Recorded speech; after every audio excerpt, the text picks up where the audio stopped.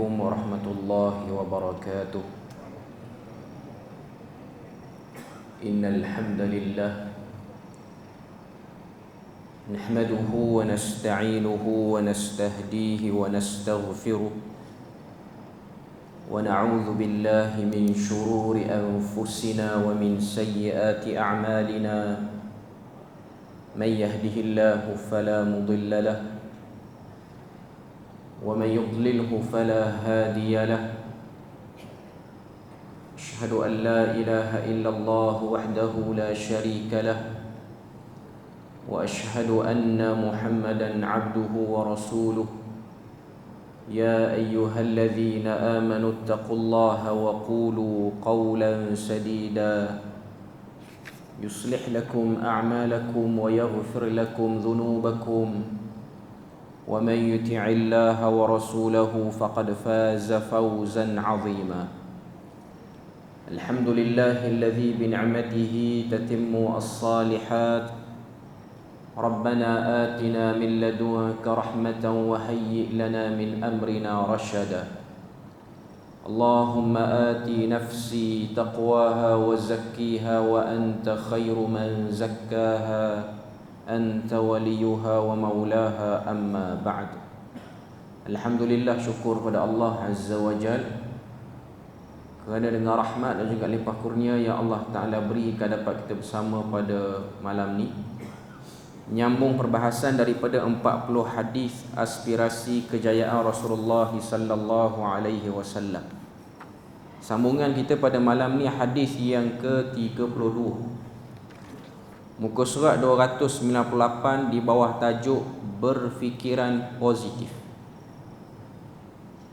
Hadis yang diletakkan oleh penulis ialah hadis yang diriwayatkan oleh Al-Imam Al-Bukhari dan juga Al-Imam Muslim daripada Abu Dzar Al-Ghifari radhiyallahu anhu. Kata dia, sa'altu Rasulullah sallallahu alaihi wasallam, aku telah bertanya kepada baginda Nabi sallallahu alaihi wasallam, ayyul amali afdal, amal apakah yang paling utama yang merupakan ketaatan kepada Allah Azza wa Jalla? Qala imanun billah, yang pertama ialah beriman, percaya kepada Allah Azza wa Jalla. Wa jihadun fi sabilihi, dan berjihad pada jalannya.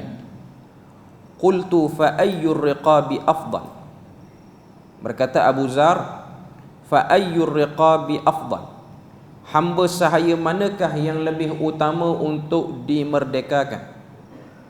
Qala aghlaha thamanan wa anfusuha inda ahliha, jawab baginda, hamba yang lebih mahal harganya dan paling disayangi, disukai oleh pemiliknya.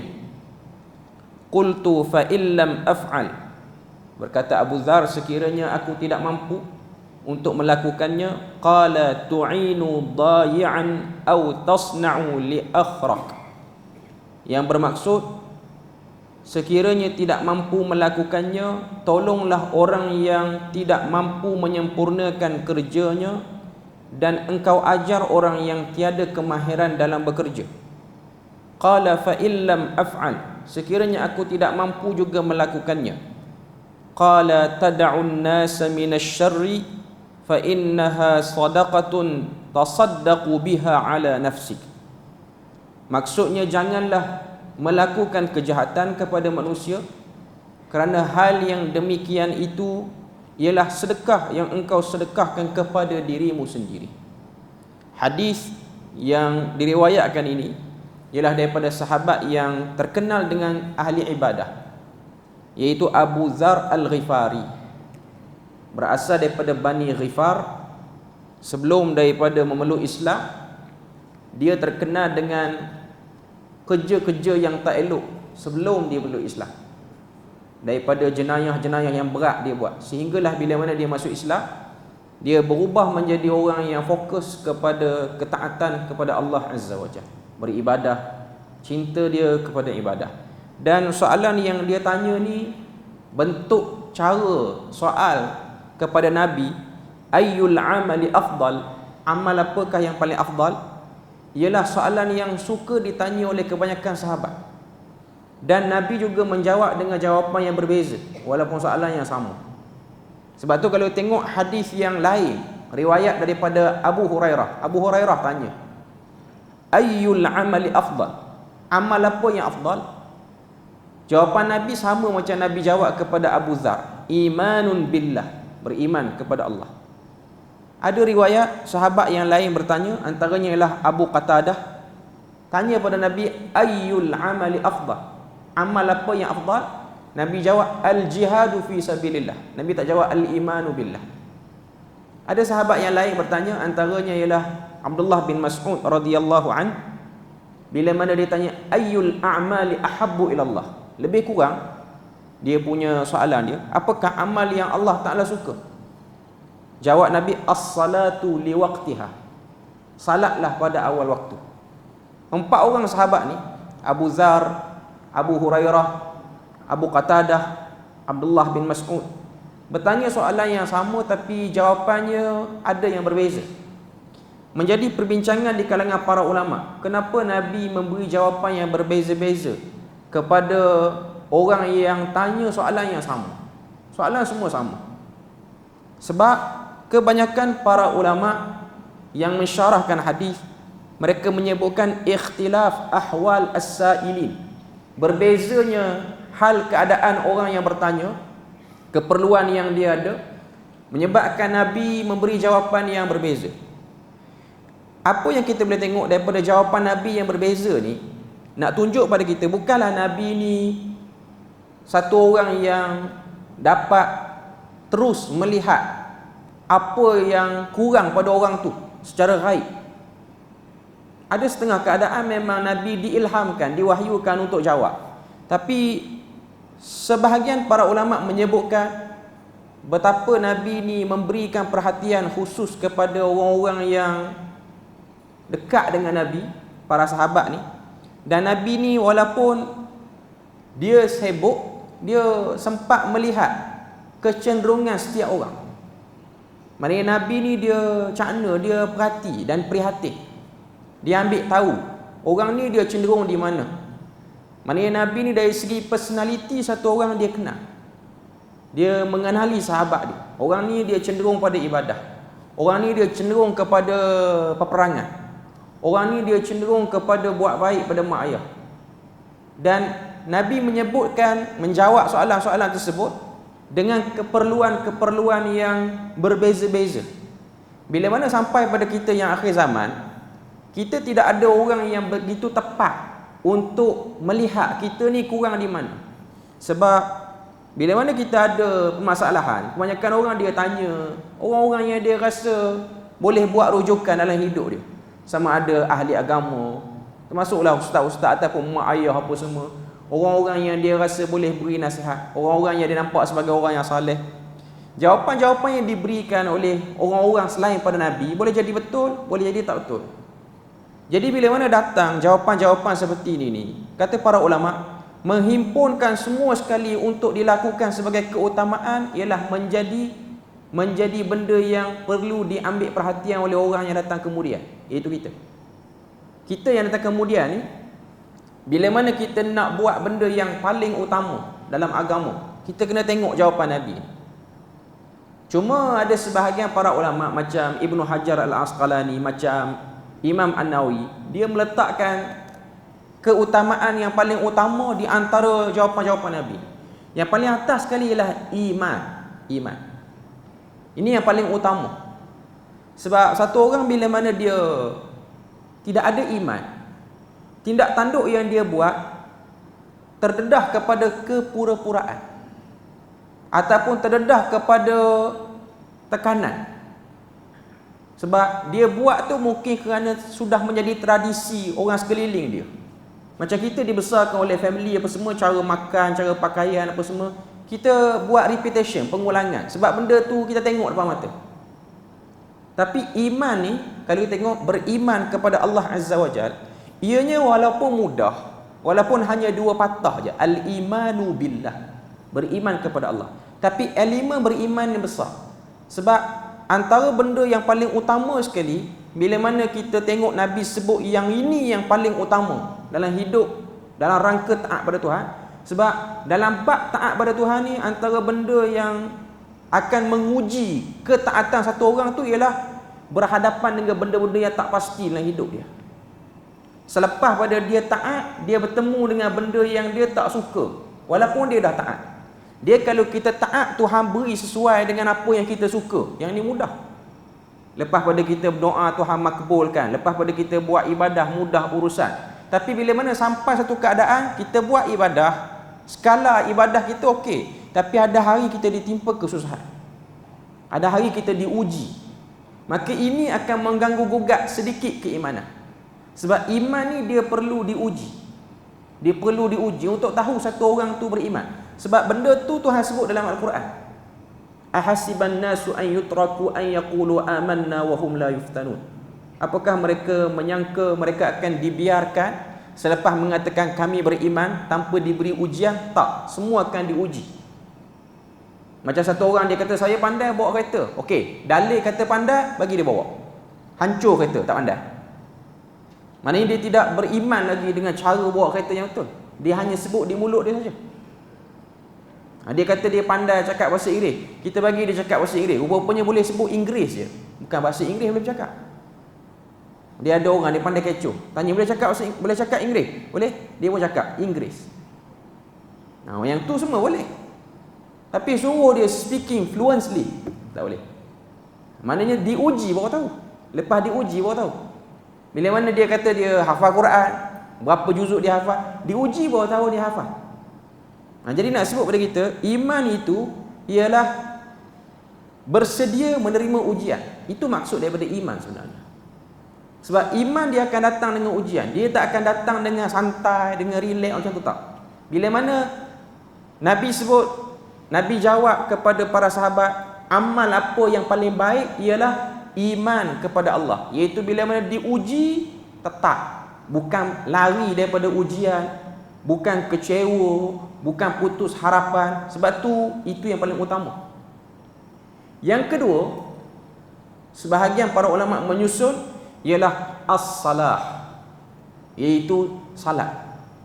Berdasarkan apa yang Nabi jawab kepada Abdullah bin Mas'ud dalam hadis yang diriwayatkan oleh Abu Daud. As-salatu li waqtiha. Yang ketiga, barulah al-jihad. Itu dari segi susunan dia, hierarki dia. Kemudian kita tengok dalam hadis tersebut masih ada lagi soalan-soalan lain. Iaitu Abu Dzar, dia tanya pada Nabi, fa ayyur riqabi afdal? Fa ayyur riqabi afdal? Nak membebaskan hamba yang paling terbaik ni yang jenis macam mana? Hamba macam mana yang paling terbaik untuk dibebaskan? Yang paling utama untuk dimerdekakan? Lalu Nabi pun jawab, yang paling utama untuk dimerdekakan ialah aghlaha thamanan wa anfusaha inda ahliha. Yang mahal sekali harganya waktu beli hamba tu, dan yang paling berguna sekali dalam waktu dia simpan hamba tu. Maknanya yang paling reti, yang paling faham kemahuan dan keinginan tuannya. Merdekakan yang ni, maka inilah yang utama. Sebenarnya apa yang disebut ni, dia berkait juga dengan al-imanu billah tu. Sebab tu Allah Ta'ala sebut dalam Al-Quran, surah Al-Ma'idah, surah Ali Imran, lan tanalul birra hatta tunfiqu mimma tuhibbun. Tidak akan sampai kebaikan yang tertinggi sehingga satu orang tu boleh infak apa yang dia paling cintai, apa yang dia paling suka. Dia bila mana orang minta, dia bagi. Itu kemuncak kepada kebaikan. Taklah bermakna orang yang tak mampu buat, dia tak boleh buat kebaikan, tapi kebaikan dia tak sampai pada tahap yang tinggi. Sebab tu bila mana cakap bab infak benda yang kita suka ni, dia diuji juga. Sebab bukan mudah. Sebab tu dia duduk dalam iman kepada Allah Ta'ala tu. Nak infak apa yang paling kita sayang. Kita buka wallet kita, beg duit kita, note duit mana yang paling disayangi. Tapi sekarang orang tak pakai duit cash banyak dah. Orang pakai kad, orang pakai scan apa semua. Jadi dia makin suka lagi lah. Sebab tu bila mana orang tanya, dia ada orang ni dia berhelah. Bila mana tanya, tak nak infak apa-apa, berilah nampak macam pakai kemas apa semua ni. Dia pun jawab, sebenarnya yang saya pakai ni yang paling benci ni. Tak boleh bagi lagi ni. Sebab ada seorang ustaz, dia cerita bab infak apa semua, bergegar cerita bab infak ni. Ada jemaah datang uji dia. Dia kata, ustaz saya tengok jam ustaz cantik. Dia cerita bab infak bagilah. Ustaz kata yang saya pakai ni yang paling benci ni. Yang paling saya tak pakai lagi. Jadi tak boleh bagi lagi yang ni. Yang ni semua yang saya bawa ni semua yang benci. Kereta paling benci, kasut paling benci, semua paling benci. Yang paling saya tak pakai lagi. Nanti minggu depan batal kuliah. Tak mari dah. Dia pun diuji. Nak kata payahnya nak beramal lambat ni. Bukan senang. Okey. Kemudian yang kedua, yang seterusnya, yang ketiga, dia tanya lagi Nabi. Fa illam af'al. Kalau tak boleh buat yang tu, nak buat apa? Tu'inu dayi'an aw tasna'u li ahra. Tolong orang yang tak reti apa-apa sehingga dia ada kemahiran, ataupun ajar kepada satu orang tu supaya dia sempurnakan kerja dia. Maknanya kalau kita ada kemahiran, kita tunjukkan kemahiran tu dengan kita ajar kepada orang supaya orang tu mahir benda tu. Hatta pada benda yang paling simple, cara nak buang sampah yang betul, ajar dekat dia. Sebab ada orang dia tak reti, kan ada setengah-setengah tong sampah dia, tong sampahnya dia asing. Tong sampah yang dah ada kertas yang ni, botol plastik yang ni, yang cecair yang ni, dia tukar sekali. Yang cecair duduk dekat botol, yang botol kita ajar dia, ni cara betul dia. Itu juga termasuk lambat ni. Tapi dia bukan mudah juga. Sebab sebahagian orang bila mana kita nak ajar, dia tidak bersedia untuk diajar. Bukan senang jugalah. Kerana poin daripada hadis ni nak sebutnya ialah bila mana kita nak buat tu, kita terganggu dengan nak still positif buat benda tu. Sebab tajuk dia berfikiran positif. Berapa ramai orang membatalkan hajat tolong orang kerana takut dengan cerita-cerita akibat tolong orang, akhirnya kita yang disakiti. Ramai. Berapa ramai orang yang ada niat nak infak duit dekat orang, tapi duk dengar rumours kata scammer banyak sekarang, akhirnya tak jadi beri apa-apa pun orang. Duk bunuh ujian. Berapa ramai orang yang dia nak ajar orang. Contoh kalau zaman sekolah dulu, nak ajar orang apa semua, kawan-kawan yang tak apa faham, tapi dia dah rasa bimbang. Nanti dia faham, aku nombor 2 lah kelas, dia pula nombor 1. Sebab tu dunia competition ni kadang-kadang memburukkan keadaan. Dunia perlombaan, dunia kepemilikan sekarang, materialistik punya dunia. Akhirnya orang nak buat apa-apa pun orang akan rasa sangsi, dia akan datang benda tu dulu, sehingga akhirnya kita batalkan kebaikan. Okay. Kemudian kata Abu Dzar, dia tanya lagi, fa illam af'al, kalau tak boleh buat lagi, nak buat apa? Yang last sekali Nabi kata, tad'un nasa minasyarri fa innaha sadaqatun. Jangan buat jahat. Jangan biarkan diri buat jahat. Sebab tak buat jahat itu sedekah kamu untuk diri kamu, kata Nabi. Sedekah kamu untuk diri kamu. Macam mana tak buat jahat sedekah untuk diri? Bila mana kita tak buat jahat, kita tidak akan terima hukuman atas kerja jahat yang kita buat. Contoh satu orang dia mencuri, akhirnya dia ditangkap, disakiti, dipukul untuk dapatkan proses pengakuan dia mencuri. Badannya disakiti dan benda tu termasuk daripada hak-hak badan. Tubuh badan kita ni tak boleh disakiti tanpa saja-saja nak disakiti, tak boleh. Kita tak boleh menyakiti tubuh badan kita saja-saja. Melainkan sakit yang kena tiba-tiba tu cerita lain. Cuma nak sebutnya ialah kepada kita bahawasanya bila mana kita buat benda jahat, kita disakiti. Contoh satu orang dia buat kesalahan apa, dia kena sebab. Asalnya belakang dia, punggung dia tu bukan untuk disebab, untuk dijadikan sebagai tempat dia beribadah dengan baik apa semua. Sebab tubuh badan kita ni digunakan untuk ibadah, tapi dengan sebab dia buat salah, akhirnya tubuh badan dia terpaksa menanggung hukuman. Dia membiarkan, mendedahkan tubuh badan dia dengan bahaya. Itu yang dimaksudkan dengan sedekah tu. Kalau kita tak buat jahat, kita sedekah, itu kita prevent diri kita daripada terkena keburukan hukuman. Itu maksud dia. Muka surat 300, syarah dia. Aplikasi kaedah semua pihak beruntung. Apa yang nak dibawa oleh penulis ini ialah bila mana kita ada pemikiran yang positif, semua keadaan kita akan cuba untuk sebarkan kebaikan. Bukan kita yang dapat kebaikan, orang lain pun dapat kebaikan. Itu benda yang dia nak bawa. Menunjukkan kepada interaksi pengamalnya dengan kehidupan ini secara positif. Sikap positif ini adalah kamu beramal menurut kemampuanmu walaupun dengan had yang minimum. Maksud positif ini ialah kita jangan buat apa-apa over pada limit. Tak perlu. Sebab tu kita punya kehidupan hari ini, antara sebab kita kurang positif, kita banyak dihinggapi dengan negatif kerana kita letak KPI ataupun expectation tu tinggi. Terlalu tinggi. Expectation yang tinggi menyebabkan kita masuk ke lembah kekecewaan, lebih mudah jatuh. Sebab tu satu orang bila mana dia letak expectation tinggi, saya umur 30 nak kena ada duit 1 juta dalam bank, akhirnya dia tak dapat. Dia kecewa. Tapi adalah dalam bank 5-6 ribu tu ada. Dia tak rasa 5-6 ribu tu besar, sedangkan itu ialah bahagian daripada apa yang ditakdirkan untuk dia. Dia buat kerja, membanting tulang apa semua, takat tu je yang dia dapat. Sebab tu kita, kalau kita tengok kan, dalam hidup kita ni, kita kena belajar daripada semua generasi umur. Kita tengok budak-budak, dia nak ketawa, KPI dia rendah kan. Budak-budak dia nak ketawa apa benda? Apa cara kita buat anak kecil ni ketawa? Bagi ceklat je. Tuan-tuan bagi ceklat ke orang tua, ada orang tua ketawa sampai berlari daripada sana ke sini, dapat sekeping je. Tak, kita pun kata, teruk dah orang tua ni.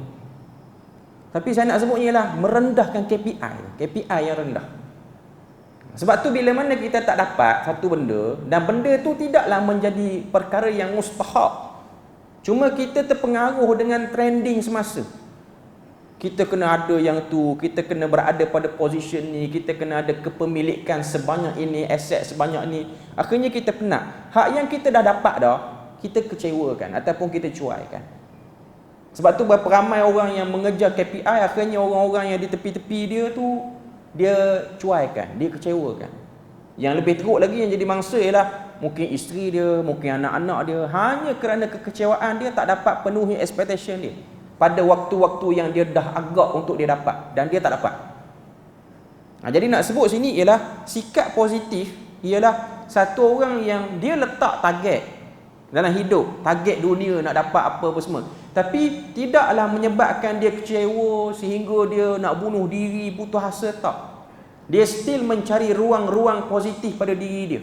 Kalau dia tak berada di situ, apa dia nak buat? Tuan-tuan tengok sebahagian orang ni, saya cerita ada orang berumur jugalah, dia selalu komplain, dia selalu banding-bandingkan anak dia ni yang seorang ni dengan anak-anak dia yang lain. Dia ada ramai anak-anak dia yang lain ni dikira sebagai orang yang ada kedudukan dalam masyarakat, orang yang ada jawatan, tak kerja di kampung, kerja di tempat-tempat yang besar, bahkan jawatan tu jawatan yang penting dalam negeri. Dia ada ramai anak yang macam tu. Tiba-tiba adalah satu orang anak ni, dia taklah seperti mana adik-beradik, abang-abang, kakak-kakak dia yang lain. Yang ni jenis duduk dekat dengan kita. Dia selalu, orang kata apa, rasa terpukul ataupun rasa begitu gagal dengan adanya seorang ni yang duduk dekat dengan dia. Rasa sangat gagal. Rasa macam tak dapat. Mungkin dia punya KPI nak kejar anugerah ibu misali kot, peringkat negeri, tak dapat. Jadi dia frah menongging kata. Dia selalu duduk, orang kata apa, duduk kritik lah anak ni. Sehinggalah Allah Ta'ala uji dengan dia sakit, tak boleh bergerak. Tak boleh bergerak. Akhirnya yang dihina dan dicaci maki itulah yang membantunya. Yang pegang jawatan besar apa semua hanya mampu hantar nurse saja. Nurse ada hari elok, Ada hari tak elok. Sebab tuan-tuan kena tahu, dunia sekarang nak berakhlak baik ni, bagi payment yang cukup baru kita berakhlak baik. Itulah dunia sekarang. Sebab tu sekarang dunia sekarang ni, orang berakhlak baik dibayar. Tak dibayar, akhlak buruk dia. Sebab tu tuan-tuan tengok kan, kita naik kapal terbang first class dengan ekonomi, beza. Akhlak pelayannya, akhlak pelayan. First class dia pegang beg kita. Kalau ekonomi dia tolak dengan kaki, ni lebih kilo tak boleh naik. Itu akhlak yang dibayar dia ni, akhlak yang dibayar. Bayar bagi elok puluh-puluh ribu sikit. Okey, tak apa lebih kilo sikit, kita memang dah sedia space, memang kita dah agak okay. Dia macam-macam. Betapa berpengaruhnya materialistik pada dunia sekarang. Manusia boleh berubah sekelip mata daripada wajah yang lain ke wajah yang lain. Dia jam daripada satu watak ke watak yang lain. Itulah realiti sekarang. Cuma nak sebutnya ialah itu kepincangan hidup sekarang. Berbeza dengan zaman salafus salih. Mereka berakhlak kerana imanu billah. Bukan berakhlak kerana kita menganggap kita ni hanya satu orang yang serve kepada klien saja. Dia pelanggan kita, dia customer, kita serve. Nanti petang habis kerja, malam nanti baru kita maki dia dalam media sosial. Siang ni kita layan dia elok-elok dulu. Malam nanti baru kita buat grup WhatsApp tertutup, kita maki dia. Itulah realiti sekarang. Adapun zaman dulu dia tak seperti itu. Sebab dia melihat penilai sebenar tu ialah Allah Ta'ala yang tak akan pernah sekali pun terlepas daripada memandang kita. Berbeza dengan kehidupan kita sekarang, yang menilai kita ni waktu dia ada depan kita lah, bos kita ke apa saja. Habis kita daripada pandangan penilaian dia, kita akan keluarkan habit kita yang betul, warna kita yang sebenarnya. Kemudian dia sebut situ perenggan yang kedua. Oleh itu, selepas asas kehidupan iaitu beriman kepada Allah, apa-apa amalan yang menuruti setelah itu dilakukan menurut kemampuan seseorang insan. Pintu amalan ini terbuka untuk seseorang memberi. Tangan yang di atas itu lebih memelihara nilai sesebuah amalan. Jika dia memilih untuk memberi melalui pembebasan hamba, hendaklah dia memilih yang lebih mahal dan yang bernilai harganya. Cuma balik poin yang dia nak letak situ ialah al-imanu billah, beriman kepada Allah. Besarnya beriman kepada Allah ni mewujudkan rasa kita sedang dipandang, kita sedang dikawal selia oleh Allah Azza wa Jalla melalui malaikat-malaikat yang sentiasa mencatat amalan kita. Jadi orang yang ada keimanan seperti ini, dia tak akan cuba untuk bersikap tidak disukai oleh Tuhan, buat benda-benda yang Tuhan tak suka. Dia tak akan cuba, sebab dia tahu penilaian sedang berjalan. Jadi orang seperti ni, waktu dia kaya, dia akan infak dengan sebaik-baik infak. Waktu dia miskin pun dia akan infak. Sebab tu Allah Ta'ala sebut dalam surah Ali Imran, alladzina yunfiquna fis sarra'i wad dharra, orang-orang yang infak pada waktu senang dan susah. Sebab sebahagian kita dia mudah infak waktu dia senang, waktu dia susah dia berkira, bahkan hilang wajah dia, tak tahu duduk mana, sebab takutnya orang minta pada dia. Ini penting untuk kita lihat. Jadi orang-orang yang nakkan kejayaan akhirat, dia akan jadi orang yang tidak bersikap seperti itu. Dia akan cuba positifkan semua perjalanan hidup dia. Seterusnya, perenggan yang ketiga, jika dia tidak mampu, mana banyak lagi pintu-pintu kebaikan yang masih belum terputus, dia boleh pula untuk membantu orang-orang yang bekerja agar dia menjadi produktif, atau bekerja bagi orang yang tiada kemampuan menyempurnakannya. Saya ingat bila mana sebut tentang bab mencari pintu-pintu kebaikan ni, saya ingat umrah tahun 2018-19, saya ada bawa jemaah yang bilangannya tak ramai, dalam 25 orang, tapi lebih pada separuh jemaah tu daripada kalangan orang yang loaded lah, orang yang ada duit. Bila mana kita beri orang kata apa? Kita beri peluang, beritahu ruang-ruang untuk infak di tanah haram ni, dia bagi banyak. Nak wakaf Quran ke, nak bagi makanan sabil hari Isnin kami. Cuma ada seorang pak cik, dia datang seorang je. Dia datang seorang. Dia kata seorang.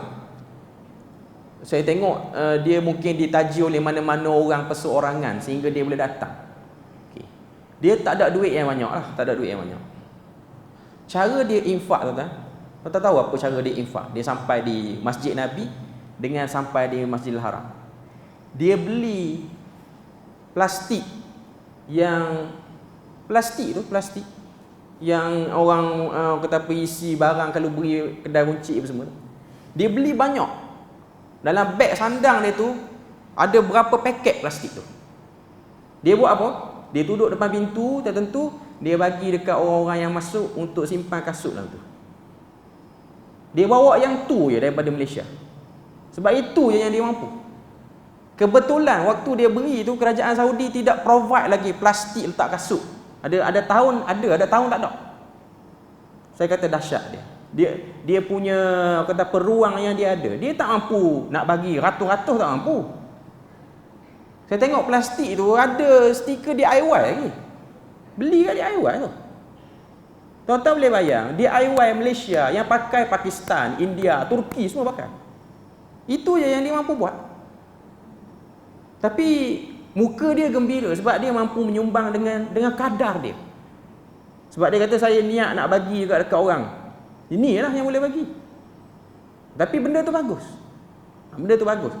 Sebab KPI dia bukan nak bagi sampai 10,000. Tak. Yang penting ada ruang untuk memberi walaupun sedikit. Dia memberi walaupun sedikit. Cuma nak sebutnya, itulah orang-orang yang dia berfikiran positif. Memberi cara tak ada duit, tetap beri. Bukan tanya ada duit je baru nak memberi. Itu cara dia. Kemudian perenggan yang keempat, justru boleh baginya untuk mempraktikkan kaedah semua pihak beruntung dengan tanpa memberikan apa-apa, iaitu dengan menghalang manusia daripada kejahatan diri sendiri. Lantaran itu dia beruntung kerana terlepas daripada sebarang dosa, dan orang ramai pula beruntung kerana tidak terkena akan kejahatan. Mana kita fikirlah mana-mana ruang untuk kita dapat buat kebaikan, walaupun kebaikan yang kecil. Walaupun hanya sekadar membetulkan kedudukan selipar kasut lepas pada orang masuk masjid. Kan ada orang dia buat kerja tu. Dia buat kerja seperti itu. Saya ingat waktu di Jordan dulu. Waktu di Jordan, antara benda yang menarik hati lah. Lepas pada saya pergi belajar pun, saya pergi Jordan kali kedua. Ada seorang ni yang menarik dalam masjid. Masjid tempat dekat dengan universiti belajar tu ada satu masjid nama dia Masjid Kabir Mafraq. Masjid utama bagi pekan Mafraq. Mafraq ni nama tempat. Ada seorang kata apa? Jemaah masjid, dia syndrome down. Syndrome. Tapi dia hadir jemaah masjid hari-hari. Okay. Antara benda yang saya tengok yang menyebabkan dia selalu datang masjid ialah komuniti masjid itu, orang-orang hatta AJK pun layan dia. Walaupun nampak dia agak sedikit waktu dia mari macam hyper dia tu macam mengganggu lah sikit. Cuma yang saya tertariknya ialah lepas daripada salat maghrib waktu tu saya duduk masjid. Dia beritahu dekat imam masjid yang nampak macam syekh, pakai macam ketua kabilah apa semua, Arab punya style. Dia kata nak belajar salat jenazah. Dia yang sindrom tu nak belajar salat jenazah. Imam yang tua tu dia panggil kawan-kawan dia yang baca Quran dua atas kursi yang tua-tua tu untuk seorang jadi jenazah, lepas tu praktikkan pada sindrom down tu untuk dia tengok. Saya nak sebutnya ialah melayan apa yang dia nak. Habis dah dia buat praktikal, kawan tu pula yang sindrom tu pula jadi jenazah. Dia kata dia nak praktik jadi mayat juga. Habis kawan tu jadi mayat, dia nak jadi imam pula, tapi melayan. Kebetulan kuliah maghrib tak ada. Saya nak katanya, begitu mudah cara orang-orang situ dapat pahala. Hanya kerana benda tu je. Tak ada lah muka, pergi lari yang serabut. Tak ada. Akhirnya dia selalu datang dengan masjid. Cuma adalah benda-benda yang agak sedikit, orang kata apa, mengganggu. Macam, dia kalau dia semayang, dia akan, kadang-kadang dia jadi pengawal, kadang-kadang dia semayang sekali. Cuma ada waktu tu dia, orang kata apa, dia tegur satu orang tua yang tak perasan. Dia duduk antara dua sujud ni, dia berdiri. Orang tua tu naik berdiri. Jadi dia tegur dengan bahasa yang agak kuat. Ni berdiri pasal apa? Dia tengah semayang. Duduklah. Akhirnya dekat setengah saf dekat batal. Sebab ketawa dengar suara dia. Dia siap cuik kawan tepi. Tengok orang tua tu. Dia boleh berdiri. Tak aja main semayang. Dia sembang. Punya panjang dia sembang. Tapi antara benda nilai bagus saya tengok dia, setiap kali khatib baca khutbah, dia akan sediakan air. Dia naik sampai ke mimbar. Yang ni Malaysia jangan buat. Kalau buat pun kita macam faham pula dia naik sampai ke atas. Tapi dia akan sediakan, ambil air dia letak. Cuma nak katanya, itulah dia positif kan. Dan jemaah tidak ada muka yang saya nak ambil poinnya lah. Jemaah tidak ada muka terganggu, tak ada. Muka sangat memberi ruang kepada dia untuk dia bebas dan dia selamat berada di masjid. Dia tak rasa masjid itu tempat. Ini ruang-ruang kebaikan. Kita mungkin akan dinilai oleh Tuhan kerana benda-benda seperti ini ya. Kita rasa dengan ibadah kita, dengan salat kita, bacaan Quran kita. Tapi inilah ruang-ruang kebaikan yang tidak disedari, yang ada nilai yang besar. Kemudian muka surat 301, Imam Ibnu Hubairah berkata, kita terus pada terjemahan bawah tu. Pada hadis ini ada pemahaman bahawa apabila seseorang insan itu tidak mampu melakukan sebarang kebaikan, sekurang-kurangnya hendaklah dia menahan daripada melakukan kejahatan. Hal ini kerana jika dia tidak mampu untuk melakukan kebaikan, tiadalah kurangnya berbanding dengan dia tidak melakukan sebarang kejahatan. Inilah tujuan peringatan Nabi serta kehalusannya dalam menyampaikan nasihat yang baik. Maknanya situasi semua orang beruntung. Kalau tak mampu buat apa-apa, jangan buat jahat. Sehingga kita tidak digolongkan sebagai orang yang disyaki sebagai orang yang buat jahat. Itu juga ialah satu bentuk buat baik. Kita tak mampu buat baik apa-apa. Nak derma masjid, duit tak ada.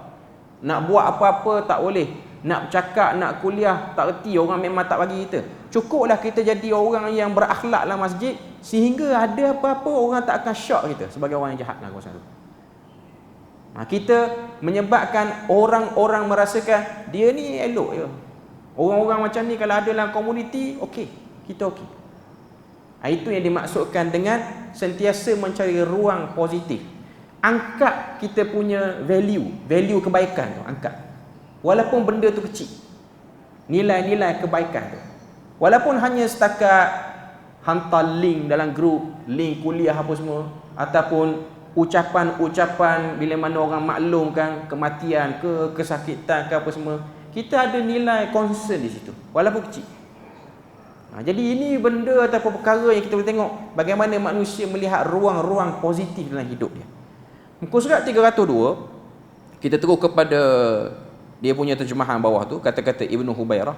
Maksudnya dalam hadis ini juga difahami bahawa apabila seseorang itu mendatangkan sesuatu keburukan, dia telah mendedahkan dirinya kepada kemungkinan dijatuhi hukuman atas perbuatan itu. Apabila dia menahan dirinya daripada itu, dia sudah pun bersedekah kepada dirinya dengan memberi kerehatan daripada sebarang kemungkinan dijatuhi hukuman ketika dia tidak mampu mengusahakan buat dirinya bagi mendapatkan sebarang faedah ataupun hasil. Yang ini saya dah sebut tadi. Iaitu sedekah pada diri Nabi sebut. Kalaulah kita ni tak buat jahat dan orang tak perasan pun kita ni orang baik. Kita dah buat baik, dah cakap elok dengan orang, tak tarik muka apa semua, tapi orang tak appreciate pun kita. Orang buat tak peduli. Paling kurang Nabi kata, kamu tahan diri daripada buat baik, itu sedekah untuk diri kamu. Iaitu diri kamu tidak disakiti, diri kamu tidak dizalimi dengan sebab pendirian itu. Kita beri lalu azan dulu. Okey. Sikit lagi beberapa benda yang kita kena clear juga tentang sentiasa mewujudkan fikiran positif ni. Satu benda, ini istisna, pengecualian daripada apa yang kita bincang. Kita diajar oleh Nabi untuk sentiasa cenderung buat baik, apa keadaan pun. Tapi janganlah kita punya keinginan nak buat baik tu sehingga dengan sikap kita buat baik itu akhirnya orang-orang yang buat jahat mengambil kesempatan di atas baiknya kita. Ini juga benda yang kita kena faham. Ada orang dia sudah terkena dengan scammer. Kena dah. Lepas tu orang tanya, ada tak nombor-nombor ni call? Ada, tapi Itulah kan, dia minta duit pun kita tak tahu lah kalau dia betul-betul susah. Dia ada orang jenis macam tu. Sebenarnya tak. Yang ni tak betul. Yang seperti ni tidak betul. Contoh lain, bila mana kita tahu orang-orang yang tak baik ni, orang yang tak baik, dan dia telah didatangi oleh orang-orang yang tak dikenali ataupun orang-orang yang umum untuk buat apa-apa deal dengan dia. Lalu kita pun tak beritahu dekat orang yang tak tahu orang ni. Contoh mudah, saya bagi dekat tuan-tuan dan puan-puan. Satu orang perempuan dipinang oleh seorang lelaki. Lelaki ni pengedar dadah. Tapi orang tak tahu dia pengedar dadah. Kita tahu sebab mungkin kita anggota polis ke, kita ada maklumat apa semua, ataupun kita pernah nampak apa semua. Kita kena bagi tahu dekat family dia. Tapi bagi tahu elok-elok lah. Saya rasa yang datang mari tadi tu kena check balik status dia macam mana. Bagi tahu. Jangan sampai kita pula jadi mangsa bila mana bagi tahu tu. Dia ada orang, dia bagi tahu dia jadi mangsa. Dia kata hang dengki dengan dia kot, tak dapat kawan ni. Sebab tu kata dia tu mengedar dadah. Padahal hang nak kat dia. Kena bagi ayat, bagi betul lah sikit. Dia kadang-kadang keadaan seperti itu.